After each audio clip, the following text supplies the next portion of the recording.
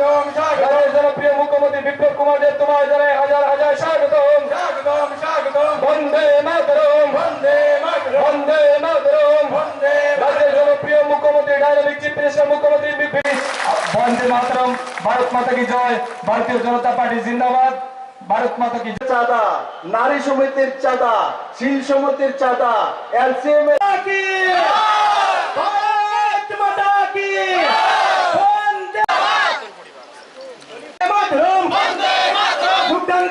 প্রধানদেরকে বলবো, এই সরকার আসার পর অনারেরিয়াম 5,000 টাকা 4,000 টাকা করে দিয়েছে।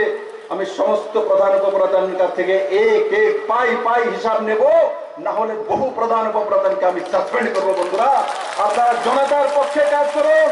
আপনাকে জনতাকে কাজ করার জন্য আমরা পাঠিয়েছি। 5,000 টাকা 4,000 টাকা করে মাসিক অনারেরিয়াম দিচ্ছি।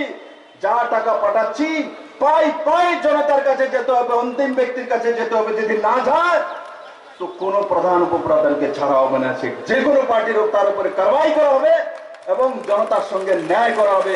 আমি ভারতীয় জনতা পার্টির সমস্ত কার্যকর্তাদের আর একটা বিষয় বলছি। জল জীবন মিশনের মাধ্যমে, অটল জলধারা মিশনের মাধ্যমে 2022-এর মধ্যে প্রত্যেকের ঘরে জলের ব্যবস্থা করার জন্য আমরা অঙ্গীকারবদ্ধ। কিন্তু রিগ মেশিন লাগানোর সময় যখন কন্ট্রাক্টর কাজ করার জন্য আসে, তো কিছু লোক সেই কন্ট্রাক্টরকে বাধা দেয়। আমি কাউকে ছাড়বো না, এই কন্ট্রাক্টরকে কেউ বাধা দেবে না। জলের ব্যবস্থা করার জন্য এসছে। বন্ধুরা, যেই হোক, ভারতীয় জনতা পার্টির কার্যকর্তা হোক আর অন্য দলের লোক হোক, কেউ তাদেরকে বাধা দিতে পারবে না। প্রশাসন সেইভাবে কাজ করবে, এমএলএ ওইভাবে কাজ করবে। প্রধান সমস্ত জনপ্রতিনিধিদের বলবো, সেই জলের কানেকশন দিতে যাতে দেরি না হয়, কারোর কারণে যাতে 1 ঘন্টা যদি দেরি হয় তো তাকে সরকার মাফ করবে না, নরেন্দ্র ভাই মোদী মাফ করবে না, আর এই সরকারের মুখীও মাফ করবে না। বন্ধু, কারণ জলই জীবন। প্রত্যেকের কাছে জল পৌঁছে দেওয়া আমাদের নৈতিক কর্তব্য। 1,83,000 ঘর এসছে, 1,83,000। 5 বছরে কত ঘর এসছে? 55,000। 3.5 বছরে কত ঘর এসছে? 1,83,000। কেউ বাদ যাবে না। মাননীয় প্রধানমন্ত্রীজি, ত্রিপুরাতে বড় মাত্রায় টিনের ঘর রয়েছে। প্রধানমন্ত্রী আবাস যোজনার প্যারামিটার ছিল যে টিনের ছাদ হলে প্রধানমন্ত্রী আবাস যোজনার ঘর পাওয়া যায় না। সিপিএম এর কালে যাদের টিনের ঘর ছিল, এরা প্রধানমন্ত্রী আবাস যোজনার ঘরের যোগ্য নয়। কিন্তু ভারতীয় জনতা পার্টি সরকার আসার পর মাননীয় প্রধানমন্ত্রীজিকে যখন আমরা বললাম, মাননীয় প্রধানমন্ত্রীজি, ত্রিপুরাতে বড় মাত্রায় বৃষ্টি হয়, তার জন্য গরিব মানুষও টিনের ঘর তৈরি করে, সে টিন ছনের চাইতেও কম দাম উনি সার্ভে করেছে, ত্রিপুরাতে টিম পাঠিয়েছে। তখন সিদ্ধান্ত করেছে ত্রিপুরার জন্য টিনের ঘর থাকলেও সে যদি গরিব হয়, তাকে প্রধানমন্ত্রী আবাস যোজনার ঘর দেওয়া হবে। শুধু ত্রিপুরার জন্য তার ব্যবস্থা করেছেন মাননীয় প্রধানমন্ত্রী। বন্ধু, সারা ভারতবর্ষের জন্য করেননি, ত্রিপুরার জন্য করেছে। পুরনো সরকারও ছিল, এরা তো টিনের ঘরের জন্য আবেদন করতে পারত, যে বলতে পারত। 20 বছর টানা মুখ্যমন্ত্রী তো ছিল, উনি তো বলতে পারতেন ত্রিপুরাতে বৃষ্টি হয়, টিনের ঘর। একটি যোজনা।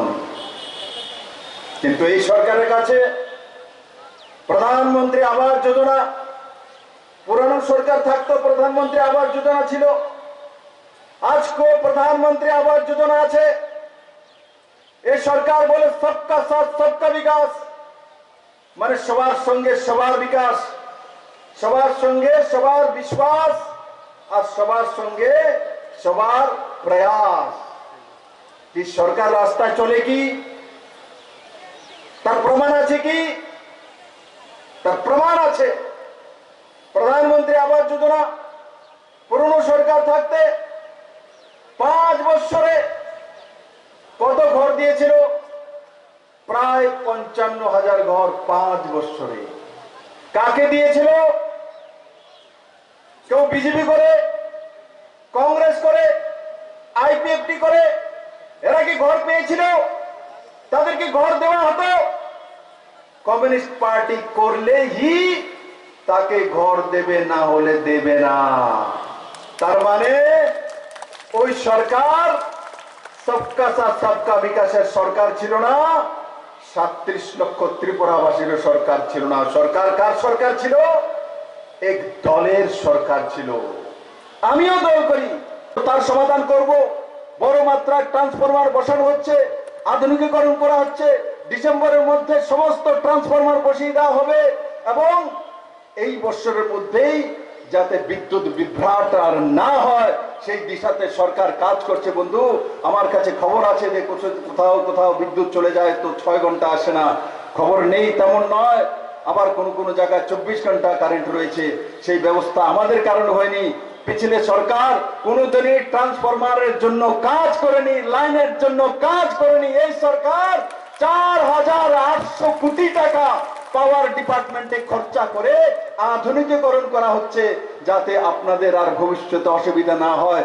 এখন হয়তো বা অসুবিধা হচ্ছে, কিন্তু ভবিষ্যতে আপনাদের অসুবিধা হচ্ছে না, হবে না, সেই দিশাতে স্থায়ীভাবে সরকার কাজ করছে। কাউকে আন্দোলন করতে হবে না। আমি মাঝে মাঝে দেখি রাস্তায় দাঁড়িয়ে যায়, রাস্তার তো দাঁড়ানোর দরকার হয় না বন্ধু, এই সরকার কাজ করছে। তাই আমি 1,59,000, তার মধ্যে খরচা কত হবে? 2,100 কোটি টাকা। 2,100 কোটি টাকা। এবার আমাকে বলবে, দাদা আমরা যারা বিজেপি করি 25 বছরও ঘর পাইনি, আমাদেরকে কে ঘর দেবে? আপনাদেরকে নরেন্দ্র ভাই মোদী দেবে। এই ঘরগুলো যেগুলো স্যাংশন করেছি এগুলো তাড়াতাড়ি জিও ট্যাগিং করে দিন, কম সময়ের মধ্যে। তার 3 কিস্তি যেতেই মার্চ থেকে এপ্রিলের মধ্যে বিজেপির কার্যকর্তারা যারাই বাদ পড়েছিলেন সবাইকে 70,000 ঘর এনে দেব, 70,000 ঘর আসবে। তারপরেও যদি বলে দাদা আরো ঘর লাগবে, আরো 40 থেকে 50,000 ঘর এনে দেবো। বন্ধু, ঘর নেওয়ার লোক থাকবে না, সেই দিশাতে সরকার কাজ করবে। নরেন্দ্র ভাই মোদী সরকার, ভারতীয় জনতা পার্টির সরকার, সরকার সেই দিশাতে কাজ করে। এই সরকার অন্তিম ব্যক্তির সরকার। আগে যে সরকার ছিল নামে অন্তিম ব্যক্তির সরকার ছিল, সরকার অন্তিম ব্যক্তির সরকার ছিল না। পুরনো সরকার কিসের সরকার ছিল? মেলার মাঠের সরকার ছিল। এটা মেলার মাঠের সরকার নয়, এটা 37 লক্ষ ত্রিপুরাবাসীর অন্তোদয় পরিবারের সরকার, গরিবের সরকার। গরিবের ছেলে মুখ্যমন্ত্রী আর গরিবের পাকা ঘর তৈরি করার জন্য নরেন্দ্র ভাই মোদী আছে বন্ধু, সেই দিশাতে সরকার কাজ করে।